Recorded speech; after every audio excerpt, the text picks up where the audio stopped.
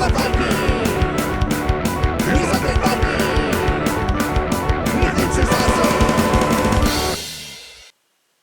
everyone, it's me, Undead Viking. I'm here to talk to you about this game called Tavern Fame. Tavern Fame is a card and dice game about adventurers coming back from their successful campaigns into the dungeons or surrounding wilderness areas and heading to the tavern with their admirers in tow and to brag about the wonderful creatures that they have destroyed and murdered and what have you in their exploits as they've grown in levels and what have you. The game is about getting people to follow you, patrons of the tavern, to kind of buy into the stories that you're telling and to follow you, if you will. And basically, it's the victory point. So once you get to 10 patrons, you win the game. Now, to do that, to get people interested, somebody starts talking. One person turns over a card that talks about an enemy, and it could be like cultists or orcs or like other beasties, if you will, and demons or whatever. And you then one person will say, I killed X number of these. And then the next person gets to decide if they, feel that they've killed more, and then the next person decides, and so on and so forth. And eventually, somebody's bluff is called, and then they have to roll some dice and figure out if they actually are able to back up their claims. And if they're able to back them up, fame is theirs, and they get drinks bought for them, and they get more people that wish to, believe in them, patrons of the bar, if you will, and then that's how you win the game, obviously. So, let me show you the actual how to play after that little brief overview, how to play Tavern Fame, and then we'll come back here and I'll tell you exactly what I think of this little guy. Alright, cool, let's do this. Alright, so here's Tavern Fame. You have three components. You have dice, which you're going to be using to test how many monsters you kill after you boast how many monsters you kill. These little blue cubes are representing the drinks that you will be getting at the tavern, and these represent the patrons at the tavern that will be believing in your story. And as I said, the first person to get to 10 patrons is the winner. It is possible for you to run out of the patrons, and when that happens, you can then, whoever has the most patrons will win at that juncture. So at the beginning of the game, each person will get a character card. This is randomly distributed. Here, let me just grab one off the top here, and we can just take a look at it. Here's the druid. I kind of like this picture, actually. I don't know why this poor bunny is yelling, but I think, oh, wait a minute, I just figured it out. It's because the druid is giving the bunny ears. I played this game like 10 times. I've never figured that out until now. Anyway, so there you are, the druid. If you get the perfect bluff, which I'll explain when I show how to play just a little bit, you get extra 2 drinks. If you your strength is this number in the middle, it's 5, and you get +1 dice when you're trying to defeat or you're trying to prove your boast of how many satyrs or centaurs that you have defeated. And so you'll take that card and you'll just, I'll just move these over like that, and you'll put that in front of you like so to show that that is the character that you have. So at the beginning of the game, each player starts with 2 drinks and starts with 3 patrons. I guess they're the hangers-on, or your groupies, if you will, your Keith Collinses, if you will. And at the beginning of the game, then after everybody has set that up, you just determine whoever the first player is.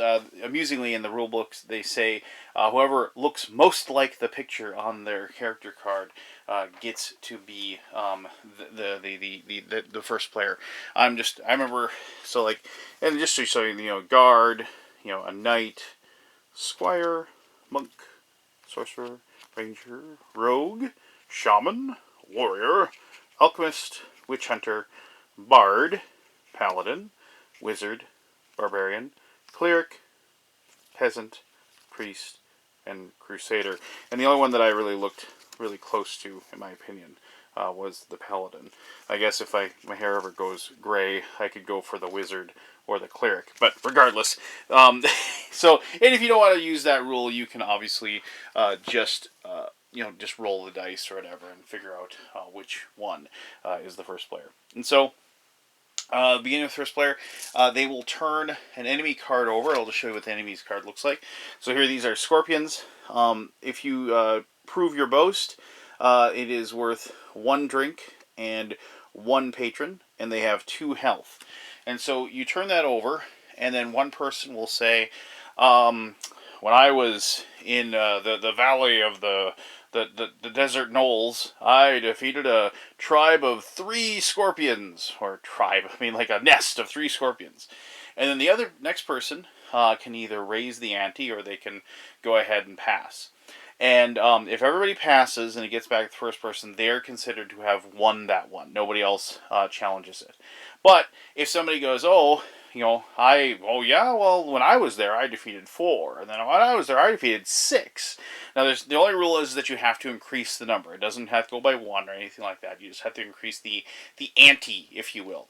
Now, eventually what's going to happen is somebody is going to take one of their patrons, I'll just say it's somebody over there, and they're going to say, oh yeah, I don't believe you. And they put their patron on top of that card. And by doing that, they're basically calling you out on your bluff. They're saying you didn't actually kill that many of that creature. And then it can still go around. Like somebody else can say, oh, after you called the bluff, the next person could actually increase. So if the last person said, I defeated 6 scorpions, the next person calls their bluff, another person can say, you know what, I killed 8. And so then you have a situation where the person who actually put their patron on there can then remove it if they want, or they can continue saying, you know what, I don't believe you either. I also don't think that you got that 8 or whatever. And so eventually what's going to happen is that one person it's either going to go around, nobody's going to challenge the bluff, or what's going to happen is that one person is going to say, I killed X number of the creature, and another person is saying, I don't believe you. And as soon as that happens, as soon as you've whittled it down to one person against another person, you then have to go to rolling the dice. So if it was this druid, and let's say he said he killed 6, you'd look at the card and you'd say, his strength is 5, he gets 5 dice. You might be saying, well, 5 dice, he can't possibly get 6. Well, the thing is that you can actually trade in your drinks to get more dice. Now, so you take those dice and you roll, and what you're trying to get is a 2 or higher. That's why you're gambling right now on these 7 dice that you're going to roll no more than 1 if you're saying 6. So let's see what I get here. So I didn't roll any 1s actually. So I would prove what I said. I said, oh yeah, well I did. And then if I won, I get to take the patron that they gambled, and I get to place it with my other patrons. Basically, one of their hangers-on or what have you, their groupies, leaves them and joins them. Now, if I had rolled, and then also I get 1 patron and 1 drink for proving it, and so I go like that and like that. And so now I have 5 of those. Now, 2 things. I said I'd kill 6. I rolled 7 dice, and I got 7. So I don't get my perfect bluff. If I had rolled 6, let's say I got a 1 on this die right here, I would get my perfect bluff bonus, which would be 2 more drinks, like so.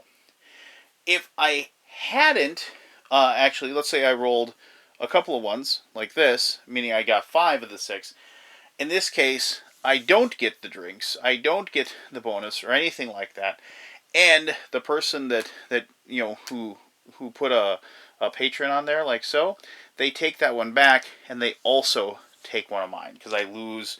Actually, I would have lost that one because I'm right into the other one. So I'm down to 2 from my starting 3 because the person called me out, I couldn't prove it, and then one of my little ne'er-do-wells or yes men leaves me for the other person.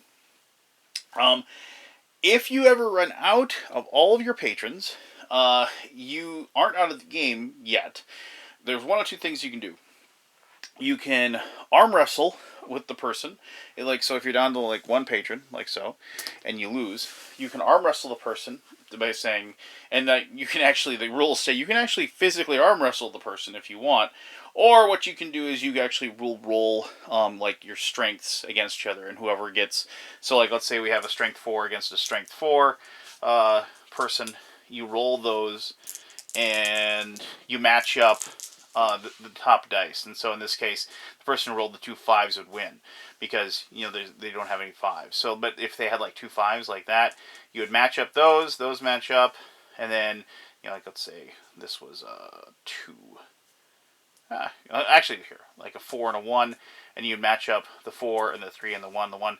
The 4 beats the 3, and then that person would win that particular arm wrestling. Now, if you lose, like if you lose like your last patron, let's say you arm wrestle and you lose your last patron, you turn your card sideways to show that you've lost 1 strength, so you only have 4, and then you get 2 drinks and 2 patrons, so you can actually continue playing. If you win the arm wrestling, you get to keep the patron, your last one, and you don't lose the point of strength. Now, there's one rule that I didn't mention actually. Whenever you turn over the next card, so like then the next person goes, they turn the card over. Basically and they turn the card over, and then here's rats, which 1, 1, and 2. When you turn that card over, everybody but the person who turns the card over gets a drink to signify that that person is beginning their boast, is telling a tall tale and buying everybody at the bar around. So you continue on, as I said, until one person gets 10 patrons. As soon as the person gets to 10, they win the game. And if you somehow run out of the patrons, because if you're playing with like 4 or 5 people, that will happen sometimes, you just go by whoever has the most. If whoever has the most, they're tied, they do an arm wrestling, just like before, to determine who wins at that point. I just want to show you some of the other cards, since I actually only showed you 2 rather low-level ones. So there's other things, like they're tougher ones, like these orcs. And they're worth 2 patrons and 3 drinks, but they have a 5 strength. And then, like here's the centaurs that the druid would get a +1 against because of the fact that the centaurs. And you'll notice like the centaur's color for their card is the same as the color that's on the druid card as well, so it kind of matches up. And some of the heroes actually will have on them here, like the sorcerer is against spirits and cultists, and so they have multiple color there too. And that's kind of a nice little add that they put on the actual cards, so you can actually match up those colors and not just the names, of course. So there you go. That's how you play it. It's quick, it's fast, and it's frenetic. And the challenging part, obviously, is trying to figure out how many dice do I think I can roll. Because this isn't a game where you get to re-roll your dice after you roll it once and re-roll the ones that missed or anything like that. You need to figure out how many dice you're going to put out there and hopefully roll well. And definitely a game of cheering and groans and laughter, which is one of the many reasons why I really, really enjoy playing this game. But let me tell you more about that in my conclusion. Alright, there it is. That was how to play Tavern Fame. Hope you understood that. There isn't a lot to the game. It's one of those games where the mechanism is right there in front of you, but it is, the mental calculation. Can I actually roll, 4 5s on 7 dice? Probably not, but am I going to take this gamble? Maybe, And so, and for all that reason, it's just like, because it's so simple and because it's right there, this is one of those, as I said in other games, this is a lunchtime game for me.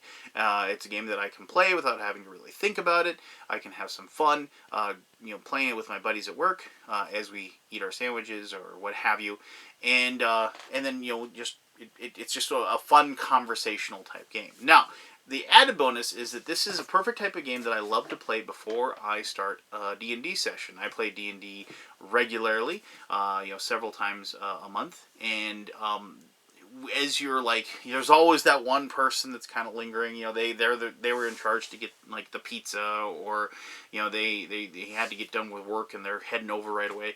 Well, just to kind of, everybody's kind of ready, they got their character ready and everything like that. You need a quick little game that's going to take about 15 minutes to play, and it just kind of gets everybody in the mood to game. And it is wonderful when you can do that when you're playing a game that is fantasy based and also just really based in Dungeons and Dragons fantasy role playing as well. This is a type of game that makes all of my players, it gets their action, get their feeling of it, they get into the mood to like get together and send their adventure off into whatever dungeon of doom I've created for them, and it's a great way to start off the evening. for that, and it fits that purpose perfectly. And you're not going to do it after the session because that's when everybody's totaling up their experience points and putting down their money, and if they gained a level, doing that part. So, but beforehand, awesome. And the fact that, I played this game with my daughter, and she is almost 8. She turns 8 in July. She plays D&D with me, and so in this, it gets her her thumbs up and approval as well. So I know some people always wonder if my daughter enjoys the game, and she thinks this game is awesome. So there you go. That is Tavern Fame. If you have any questions about it, please go ahead and ask away. I'll try to answer those to the best of my ability. As always, thank you very much for taking the time to watch this video. And until next time, you have yourself one heck of an awesome day. All right. Bye-bye.